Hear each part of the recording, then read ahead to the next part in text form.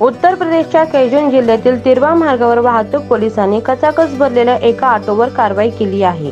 नियमानुसार एका ऑटोत चालकासह केवळ 3 प्रवासी बसू शकतात, मात्र या ऑटोत तब्बल 15 प्रवासी बसल्याचे आढळले। चालकासोबत 3 प्रवासी पुढच्या जागेवर तर मागच्या जागेवर 11 प्रवासी असे प्रकार पाहून पोलीस ही थक्क झाले आहेत। वाहतूक तपासणी दरम्यान पोलिसांनी हा ऑटो अडवला। ऑटो चालकाने हात जोडून माफी मागितली, पण वाहतुकीचे नियम मोडल्यामुळे पोलिसांनी त्याच्यावर 6500 रुपयाचा दंड ठोठावला। वाहतूक पोलीस इंचार्ज आफाक खान यांनी सांगितले की ओव्हरलोडिंगमुळे अपघाताचा धोका वाढतो, त्यामुळे नियम मोडल्यावर कारवाई सुरू आहे। तसेच ऑटो चालकाला कठोर इशारा देत नियम पाळण्याची ताकीद दिली। जर पुन्हा अशा घटना घडल्यास अधिक कडक कारवाई करण्यात येईल असेही त्यांनी सांगितले। हा प्रकार सोशल मीडियावर मोठ्या प्रमाणात व्हायरल झाला असून लोकांनी या प्रकारावर आश्चर्य व्यक्त केले आहे।